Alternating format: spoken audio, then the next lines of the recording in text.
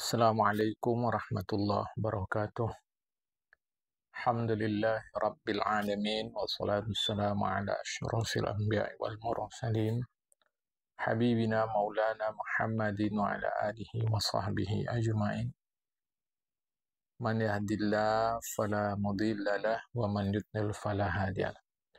Kita lanjutkan membaca kitab Bidayatul Hidayah, kitab Tauhid berbahasa Arab Melayu, aksara Arab. Qala al-musannifu rahimahullahu ta'ala wa nafa'ana bi'ulumihi fid darain amin summa qala. Dan keempat, mustahil atas Allah Ta'ala bahwa adalah baginya Allah berpanca indera. Jadi Allah Ta'ala mustahil berpanca indera, panca 5 indera alat. Mustahil.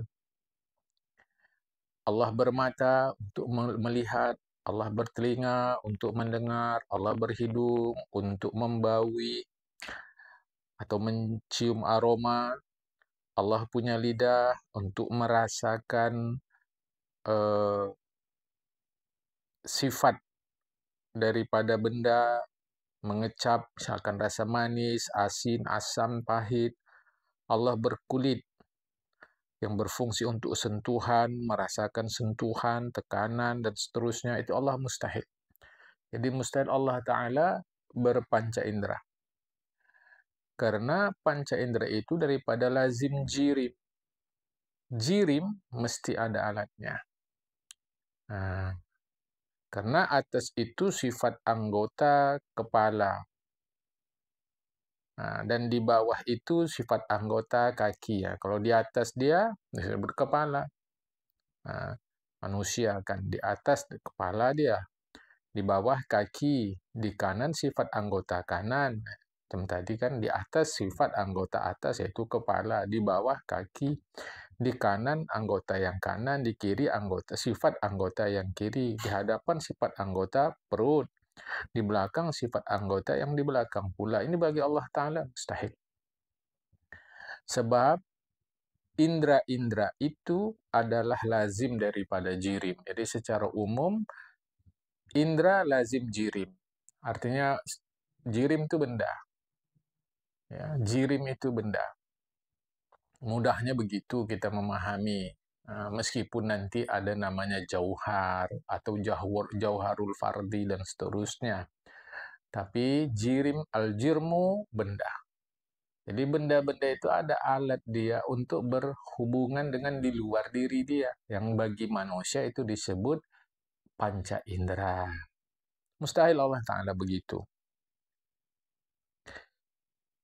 Jadi Allah melihat dengan sifatnya, mendengar dengan sifatnya. Jadi bukan dengan alat. Itu ya. Sebab Allah bukan jirim. Yang kelima, mustahil Allah Ta'ala itu berhad, terbatas. Had itu batas. Dengan suatu tempat. Jadi Allah terbatas di satu tempat. Seperti Allah berada pada arash. Arash itulah tempat. Seberapa besar jirim sesuatu, sebegitulah tempat yang dia perlukan. Dan Allah Ta'ala mustahil begitu. Karena Allah Ta'ala bukan jirim. Jadi mustahil Allah Ta'ala berhad terbatas dengan tempat. Ya, misalkan arash. Arash itu singgah sana. Atau lainnya lah. Selain arash, misal Allah Ta'ala di langit, itu kan berarti tempat. Atau Allah terbatas pada masa, seperti lalu di atasnya Allah itu siang dan malam. Artinya Allah berada di dalam waktu. Allah berada di waktu siang, Allah berada di waktu malam. Itu satu hal yang mustahil. Sebab Allah tidak terikat. Jadi kita tidak bisa mengatakan Allah ada di, apalagi kita mengatakan Allah ada di mana-mana. Itu makin tidak bisa, sebab Allah tidak terhad, Allah tidak dibatasi oleh tempat.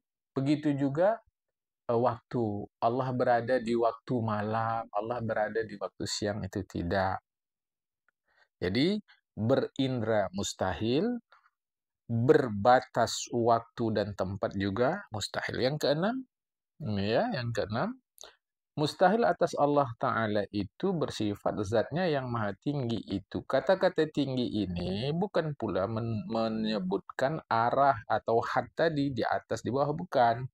Ini tinggi ini menunjukkan keagungan, kemuliaan, keluhuran, kesucian, kebesaran, ya. Jadi mustahil Allah Ta'ala bersifat zatnya yang maha tinggi itu dengan sifat yang baharu, mustahil. Seperti bahwa Allah Ta'ala itu, bersifat Allah Ta'ala itu dengan kudrat, kuasa, mampu, sanggup yang hadis, yang baharu. Dan irodat, mau, yang hadis, yang baharu. Jadi pendek kata, sifat yang ada pada selain Allah itu tidak ada pada Allah. Kalaupun ada, sama, ya sama dalam nama, seperti kudrat, kuasa, sanggup. Ya, kudrat, berkuasa, sanggup, mampu. Manusia kan ada juga, siapa penguasanya? Berarti yang berkuasa si fulan atau fulanah. Sanggupkah dia, si fulan-fulanah, mengangkatnya? Mampukah dia menyampaikannya? Itu berarti kan sepintas orang mengatakan, berarti kan sama, Allah juga kuasa, sanggup, mampu. Ya, itu sama dalam nama. Makanya tadi di sini di kudrat yang hadis, kuasa yang baharu, itu mustahil pada Allah Ta'ala. Kalaupun sama, itu hanya sama dalam nama, bukan sama dalam hakikat yang sebenarnya. Sebab bagaimanapun kuasa kita terbatas, mampu kita terbatas. Ini sanggup kita pun terbatas, ya. Hendak kita pun terbatas. Ini harap difahamkan, ya. Orang hendak semuanya, ya, bisa aja orang mengatakan begitu, kan berarti nggak terbatas. Semuanya ini pun terbatas. Apalagi kalau yang dikehendaki itu dia nggak tahu semua, hanya tahu sebahagian saja. Misal katalah, dia tahu buah durian, hendak makan durian. Tapi kan dia sudah tak tahu lagi buah yang lain. Misal kata, buah, kalau cara anak sekarang, mungkin sudah ada yang tak tahu apa itu namanya itu, rukam. Jadi dia tak hendak rukam. Boleh jadi. Jadi ini harap dipahamkan. Jadi Allah Ta'ala itu mustahil bersifat dengan segala sifat yang baharu. Kemudian yang ketujuh, mustahil atas Allah Ta'ala itu bahwa bersifat dengan kecil besar. Jadi ukuran, bagaimana atau apa ukuran Allah Ta'ala. Seberapa besar, seberapa kecil Allah Ta'ala, itu mustahil. Karena makna kecil itu barang yang sedikit daging anggotanya, dan makna yang besar itu barang yang banyak daging anggotanya. Ini secara mudah membahasakannya kalau tengok manusia. Kalau benda-benda lain, besar kecil mungkin bukanlah disebut daging. Materi mungkin. Ini hanya untuk memudahkan faham. Kata setengah ulama, makna Allah Ta'ala mustahil bersifat dengan kecil, yaitu singkat umurnya pula. Dan mustahil bersifat dengan besar, yaitu panjang umurnya. Jadi jamaah yang dikasih Allah Ta'ala, besar kecil, panjang pendek. Kalau tadi terkait dengan umur kan, panjang umurnya, pendek umurnya. Mudahnya adalah mustahil Allah Ta'ala ada ukuran. Itu saja. Mustahil. Sebesar apa Allah Ta'ala, sekecil apa, seberat apa Allah Ta'ala, seringan apa Allah Ta'ala, sepanjang apa umur Allah Ta'ala, sependek apa umur Allah Ta'ala. Itu hal yang mustahil. Ya. Baik. Nah, adapun barang yang datang yang tersebut pada Al-Quran, seperti firman Allah Ta'ala berikut ini. Ya, ini ada di dalam surah Ar-Ra'du, surah 13, ayat 9. Ya, ayat 9. Tetapi dalam ayat itu tidak ada kata-kata Allahnya. Jadi ini kalau kita fahami Allahul Kabirul Muta'al, Ini tidak ada dalam Al-Quran. Jadi kata-kata Allahnya dibuang. Ini maksudnya menjelaskan Allah Ta'ala ya. Dalam Al-Quran itu yang ada di surah Ar-Ra'du itu, surah 13 ayat 9, itu disebutkan,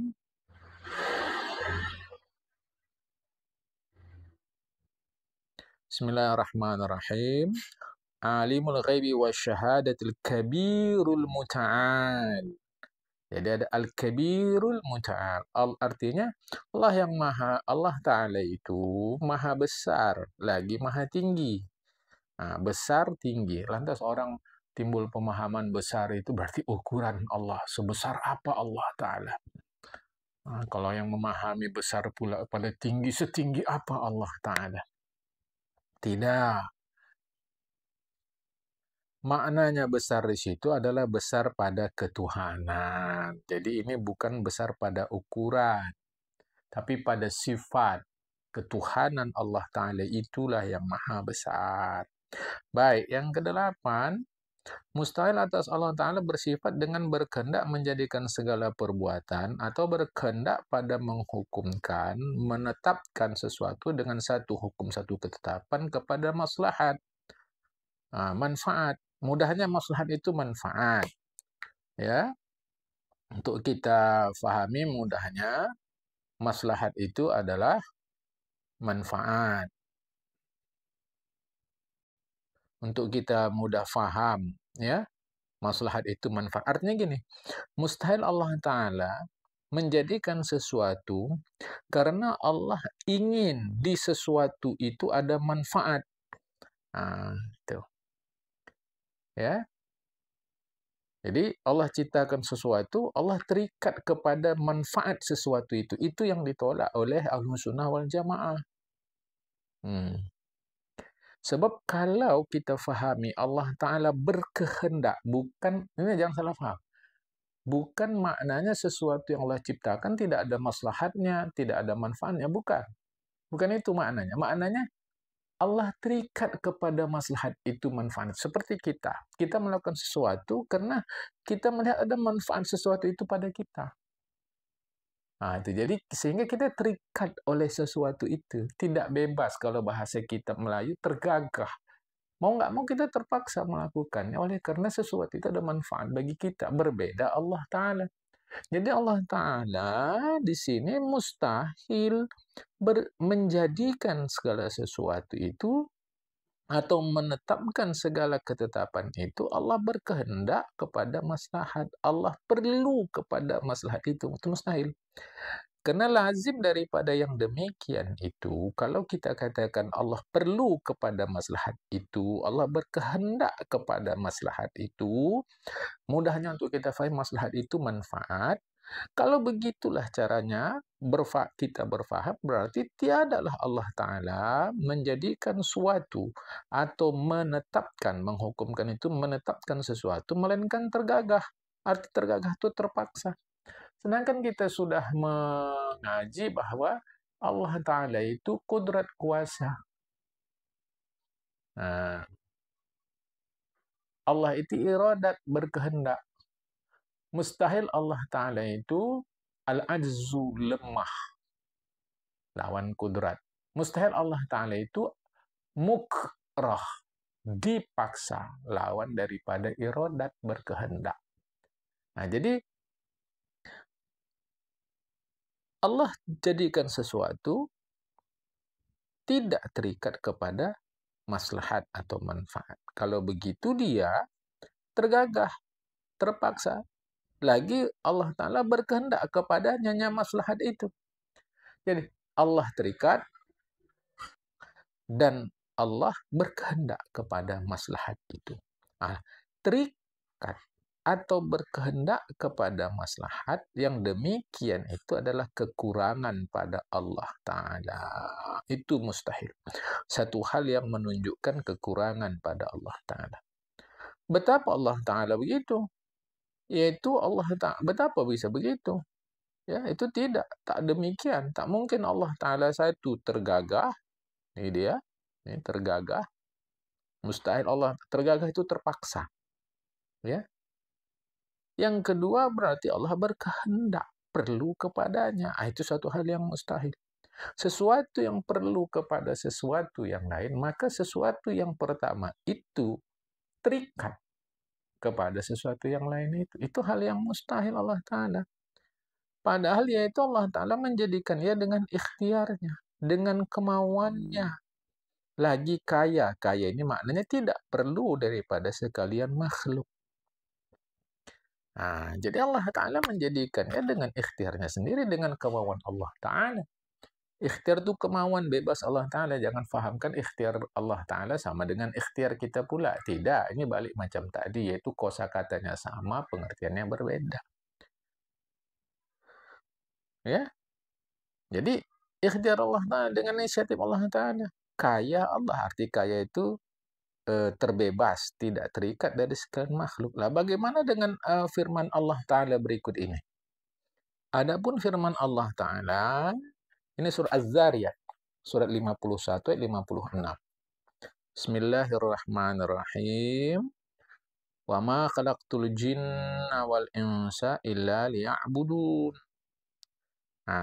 Lihat terjemahannya. Dan aku tidak menciptakan jin dan manusia, melainkan supaya mereka mengabdi kepadaku. Jadi, tidaklah kuciptakan jin dan manusia, melainkan kecuali liya'budun, supaya mereka mengabdi kepadaku.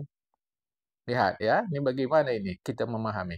Karena dengan kalimat liya'budun, supaya mereka mengabdi kepadaku, menimbulkan kesan bahwa ada maslahat, ada manfaat untuk Allah. Jadi kuciptakan mereka karena aku ingin mereka mengabdi kepadaku. Karena aku ingin mereka mengabdi kepadaku, berarti Allah terikat oleh itu. Maknanya Allah tergagah juga, terpaksa juga, karena berkehendak. Ini bagaimana? Maka maknanya itu artinya tiada aku jadikan segala jin dan manusia, melainkan bahwa jadilah mereka itu menyembahkan daku, kalau bahasa kita sekarang, jadilah mereka itu mengabdikan dirinya kepadaku. Artinya mencari mereka itu akan Tuhan mereka itu pada menyembah Dia, berbuat taat kepadanya.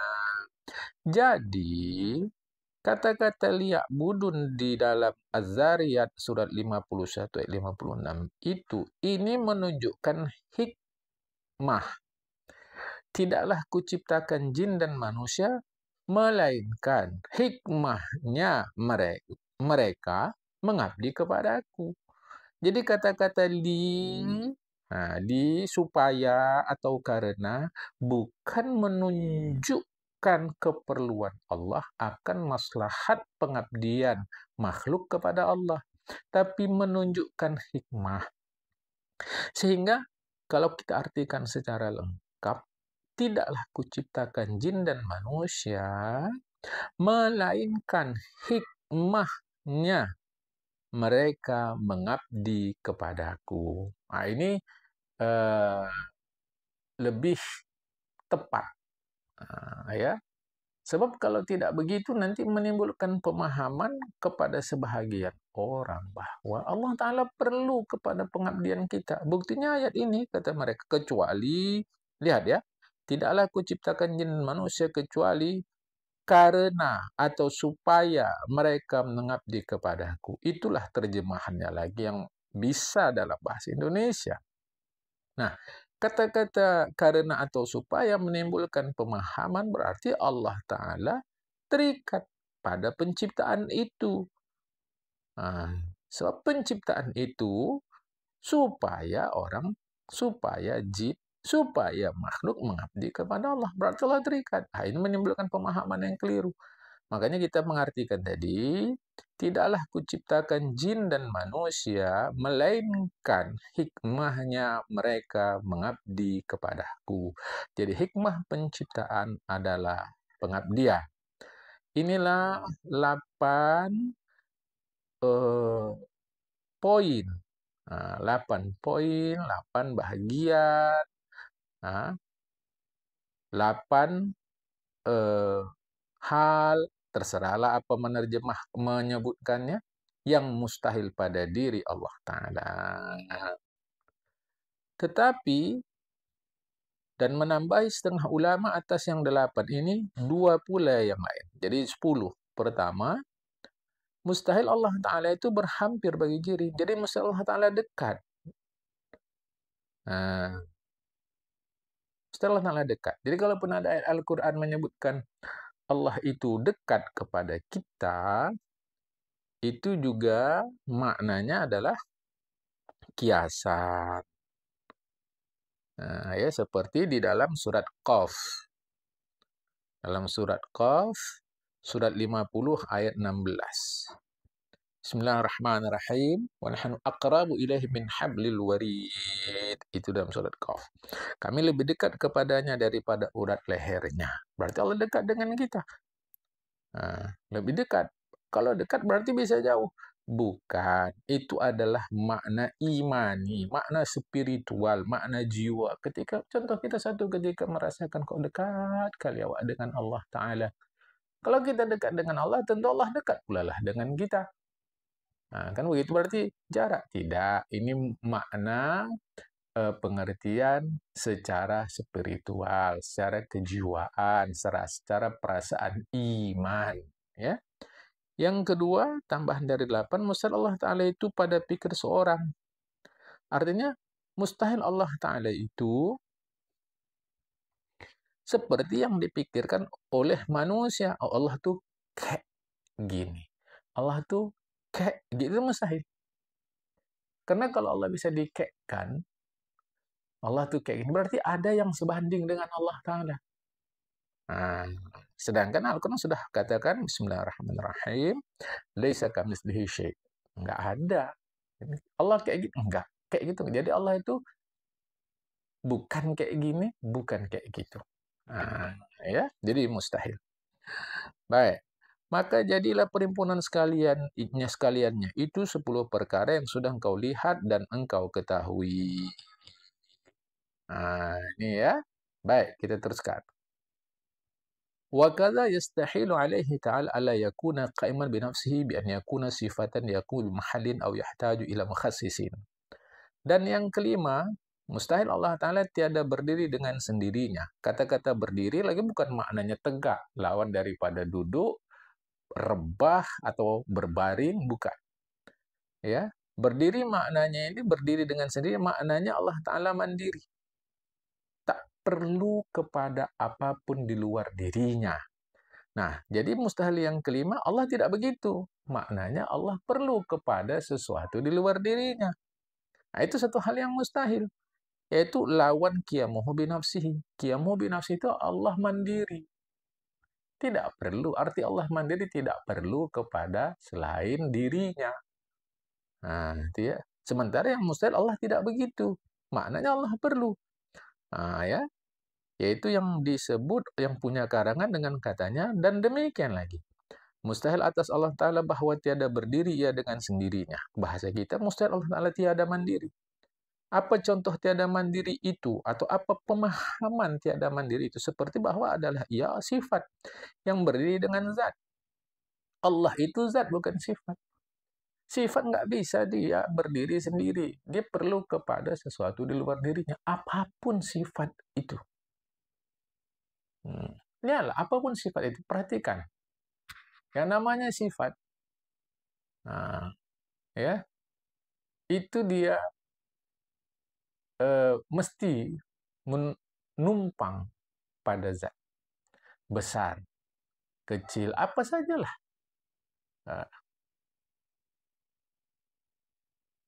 Tinggi, rendah, bulat, gepeng, keras, lunak, itu adalah sifat yang berdiri pada zat.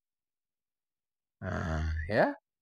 Jadi kalau dikatakan Allah tidak qiyamuhu binafsihi, tiada mandiri, berarti Allah perlu kepada zat. Perlu kepada zat berarti adalah sifat.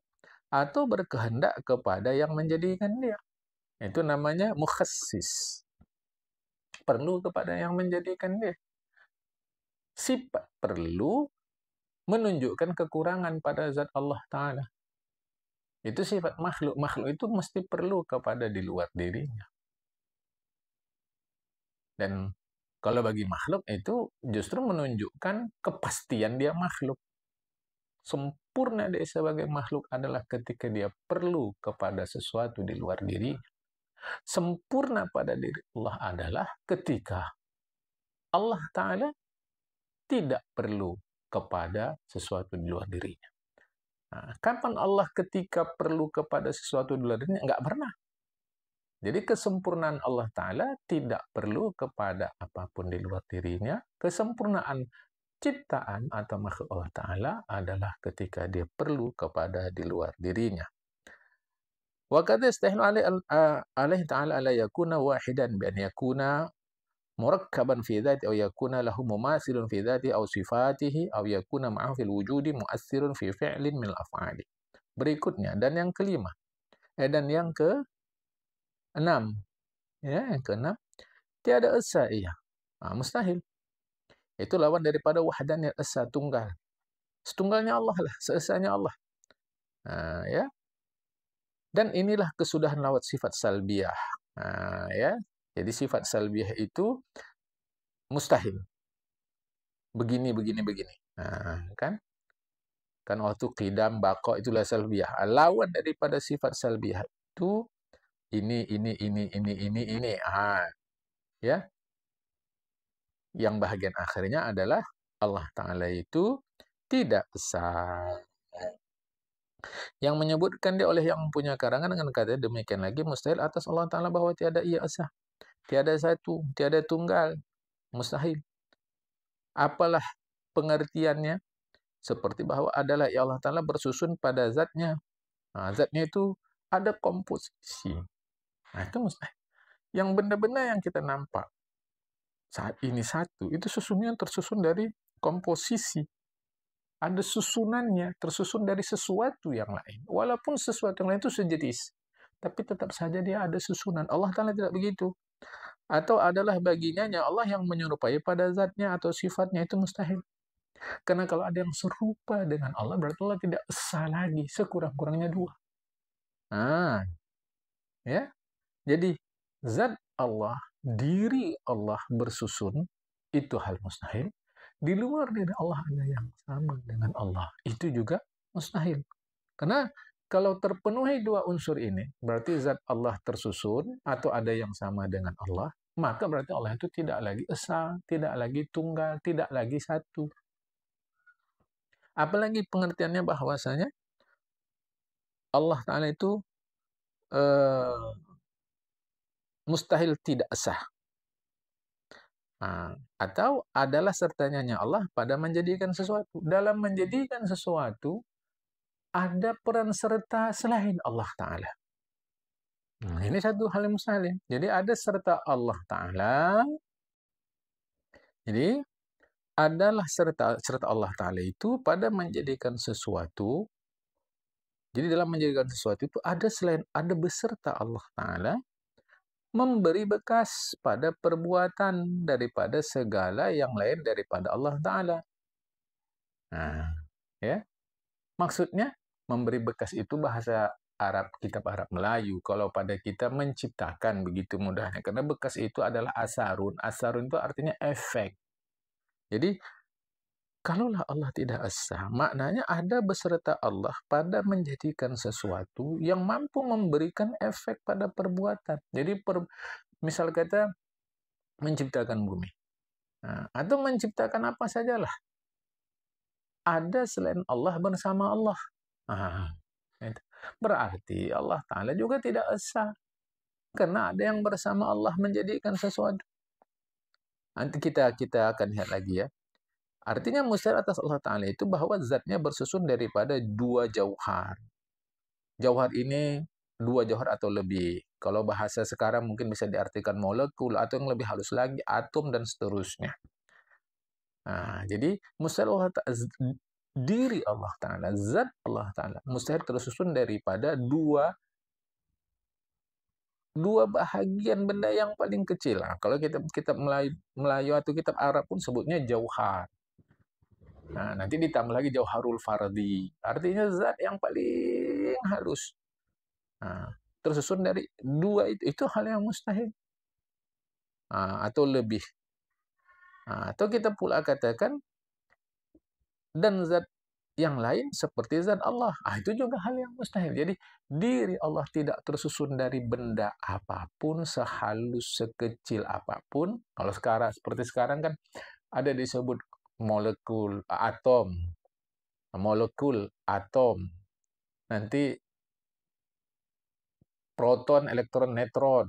Nanti ada lagi quarks, nanti ada lagi apa lagi mungkin yang lebih halus. Pokoknya secara tauhidik Allah tidak tersusun dari benda-benda halus. Itu apapun lah. Karena kalau tersusun berarti Allah tidak lagi esa. Atau pengertian Allah tidak esa itu ada zat yang lain seperti zat Allah. Berarti ada yang sama. Dan mustahil pula ada bagi Allah Ta'ala dua kudrat. Dua kudrat Allah Ta'ala, satu kudrat, dua iradat. Jadi dua kudrat, dua iradat nggak ada. Jadi Allah Ta'ala itu esa. Setiap satu sifatnya cuma satu. Dan bersifat zat yang lain daripada Allah Ta'ala dengan sifat Allah. Jadi Allah bersifat kudrat, makhluk bersifat kudrat, dua-dua bekerja sama menciptakan sesuatu. Itu tidak. Nah, begitu. Jadi kudrat Allah itu namanya kudrat khalqi, kudrat makhluk namanya kudrat kasbi. Kudrat khalqi itu artinya kudrat menciptakan. Kudrat kasbi itu artinya kudrat mengusahakan. Secara tauhid, menurut ajaran Islam, seluruhnya yang menciptakan ini adalah Allah Ta'ala. Yang menjadikan ini Allah Ta'ala. Yang menggerakkan Allah Ta'ala. Jadi kalau saya memegang sesuatu, saya memegang sesuatu. Lantas, supaya mudah contoh saja, saya gerakkan, saya pindahkan sesuatu tadi. Secara tauhid kita mesti mengatakan Allah yang memindahkan. Tapi secara ucapan yang kita nampak si fulan yang menggerakkan, atau si fulan yang memindahkan. Jangan lupa, tauhid itu dalam, bukan luar. Kalau sempat kita katakan Allah lah, kita ucapkan Allah yang memindahkan itu. Sedangkan nyata-nyata nampak kita yang memindahkan si fulan-fulanah. Mengapa kita bilang Allah? Ini kan kacau.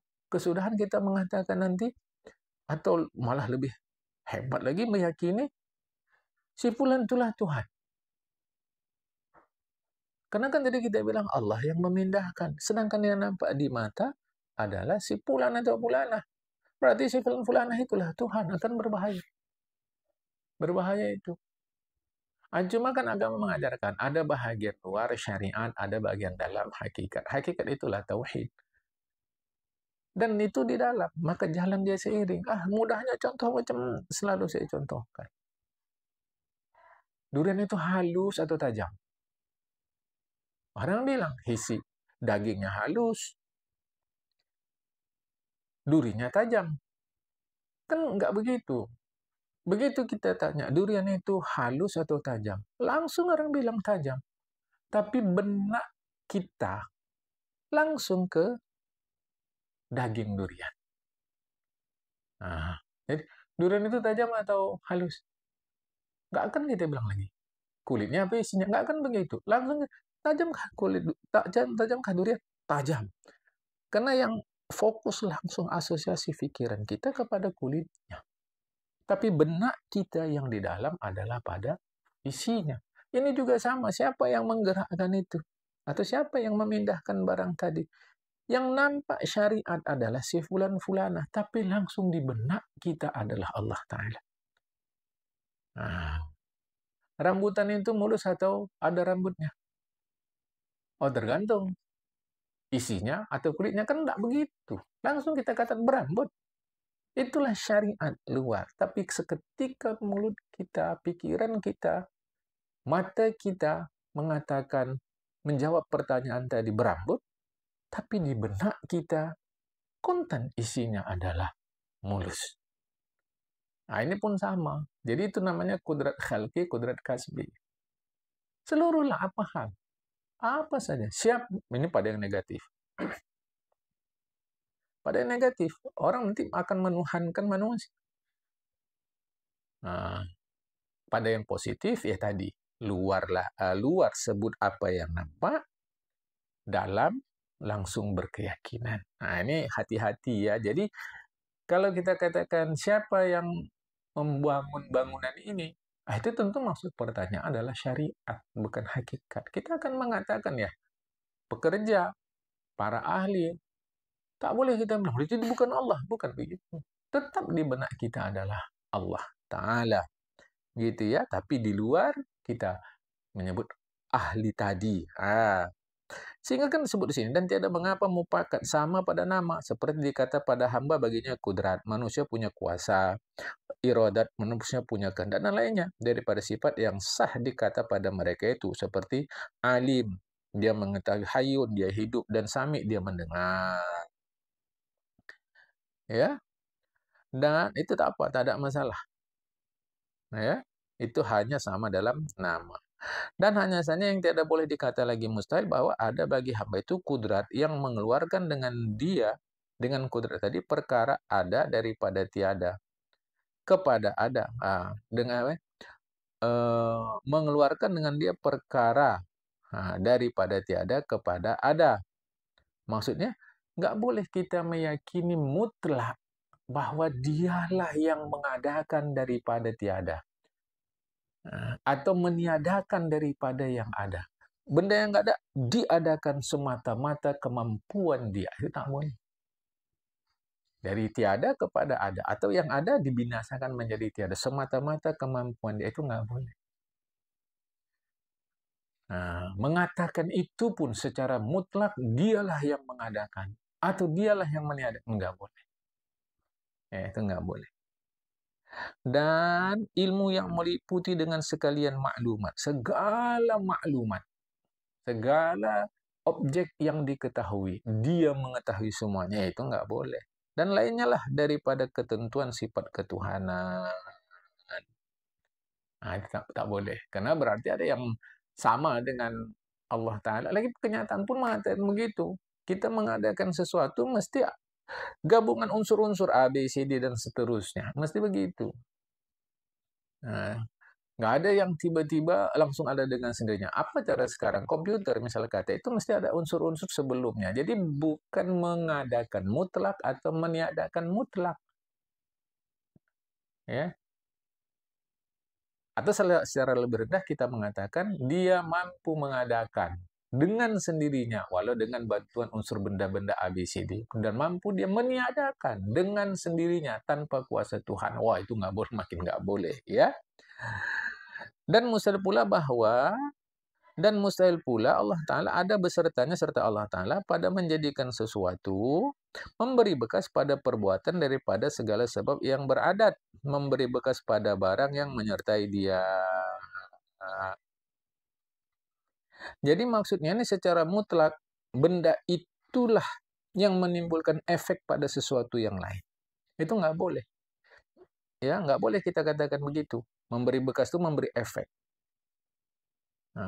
Ya, jadi benda A secara mutlak diri dialah yang memberi efek kepada benda B.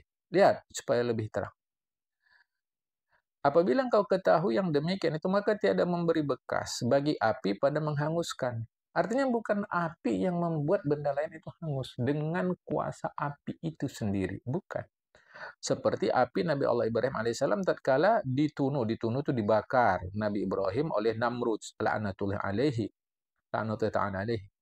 Dan tiada memberi bekas, tiada memberi efek sikin pisau pada mengerat memotong, seperti sikin pisau Nabi Allah Ismail alaihissalam tatkala menyembelihkan dia oleh bapaknya Nabi Allah Ibrahim.